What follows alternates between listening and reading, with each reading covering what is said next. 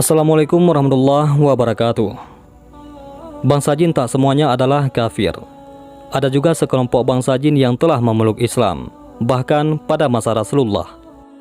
Dalam Syamil Al-Quran disebutkan, keislaman para jin ini dan diabadikannya kisah mereka itu dalam Al-Quran adalah sebagai bentuk penghinaan dan celaan terhadap kaum Quraisy dan bangsa Arab yang terlalu lambat dalam mengimani risalah Islam yang dibawakan oleh Nabi Muhammad SAW.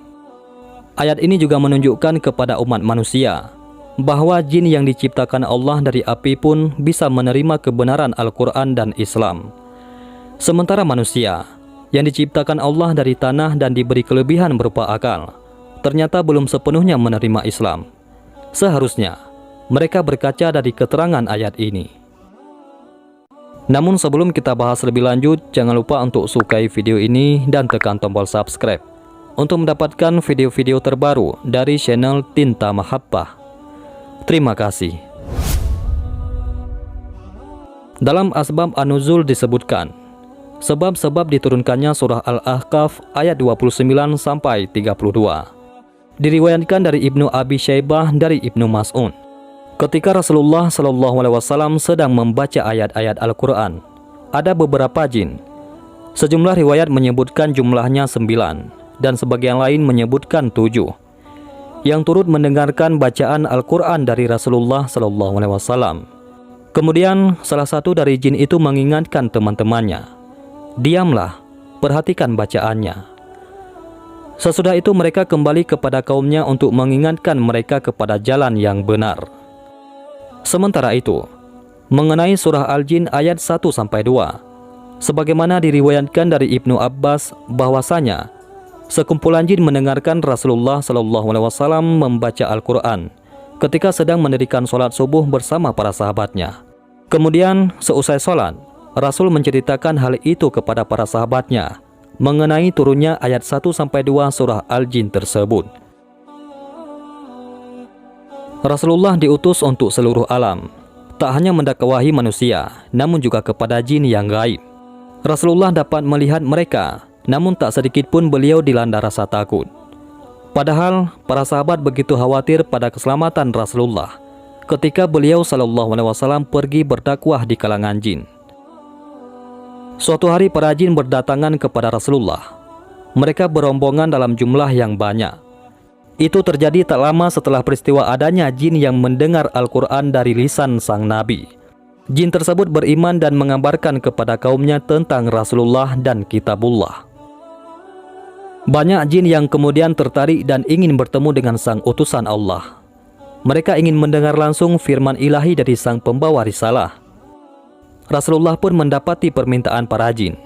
Beliau segera bangkit dan memenuhi permintaan mereka. Para sahabat sempat diajak turut serta, namun tak ada yang mengikuti Rasulullah kecuali Abdullah bin Mas'ud. Bersama Ibnu Mas'ud, Rasulullah pergi ke tempat yang tinggi di kota Makkah. Begitu tiba, beliau membuat sebuah garis dengan kakinya. Garis tersebut ditujukan untuk Ibnu Mas'ud. Nabi berpesan agar sang sahabat tak keluar dari garis tersebut. Jika Ibnu Mas'ud keluar dari garis, maka ia akan mendapat bahaya.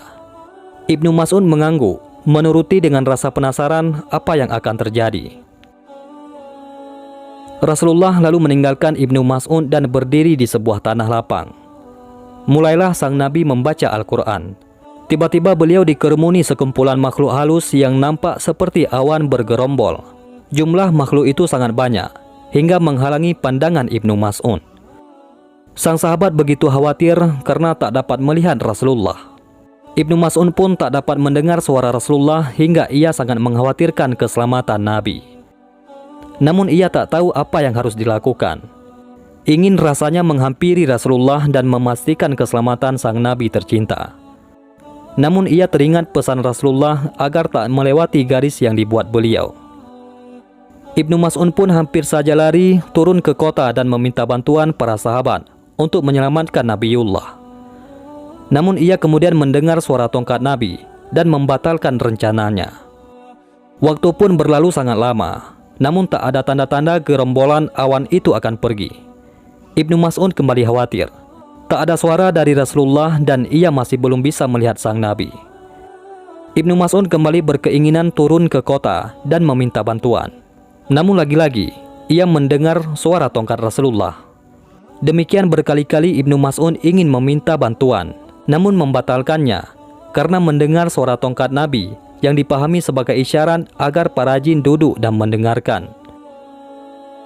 Setelah menunggu dalam waktu yang lama, Ibnu Mas'ud pun melihat sekelompok jin yang hanya nampak seperti awan bergerombol itu mulai pergi. Namun masih ada beberapa kelompok kecil yang tinggal di sisi Nabi. Hingga malam berlalu dan fajar pun menyingsing. Kelompok kecil itu pun pergi meninggalkan Rasulullah. Majelis Rasulullah yang dihadiri para jin pun usai. Nabiullah mendatangi Ibnu Mas'ud seraya bertanya, "Apakah kamu tertidur?" "Tidak, wahai Rasulullah," jawab Ibnu Mas'ud. Lega akhirnya dapat melihat Nabi tercinta. "Sesungguhnya berkali-kali saya ingin meminta bantuan kepada orang-orang, tapi saya mendengarmu memberikan isyarat dengan suara tongkat kepada jin-jin itu agar mereka duduk," kata Ibnu Mas'ud. Ternyata keputusan dan kesabaran Ibnu Mas'ud untuk tetap diam sangatlah tepat. Pasalnya, Rasulullah bersabda, "Bila engkau keluar dari garis itu, aku tidak bisa menjamin engkau selamat dari sambaran sebagian mereka." Di hari berbeda, pengalaman serupa juga terjadi. Namun kali ini seluruh sahabat dibuat gempar. Mereka mencari-cari Rasulullah, namun tak ada yang tahu keberadaan beliau. Seluruh isi kota telah dijelajahi, namun tak ada yang berhasil menemukan Rasulullah. Rasulullah telah diculik. Rasulullah telah diculik. Demikian kehebohan atas dugaan menghilangnya Rasulullah. Para sahabat dibuat khawatir dengan mencari-cari sang uswatun hasanah. Waktu terus berlalu, namun tak ada seorang pun yang tahu ataupun menemukan keberadaan beliau. Saat itu para sahabat sangat panik, hingga suasana gaduh dan sangat mencengkam. Semua sahabat merasa khawatir akan keselamatan Nabi. Namun, malam berlalu dengan hasil nihil. Hingga masuklah waktu subuh. Para sahabat melihat Rasulullah datang dari arah Gua Hira. Mereka pun bergegas menuju Rasulullah dan bertanya, "Kami kehilangan engkau, wahai Rasulullah. Kami mencari-cari engkau di seluruh pelosok kota dan lembah, namun kami tak menemukanmu. Hingga malam ini menjadi malam yang sangat mencekam bagi kami."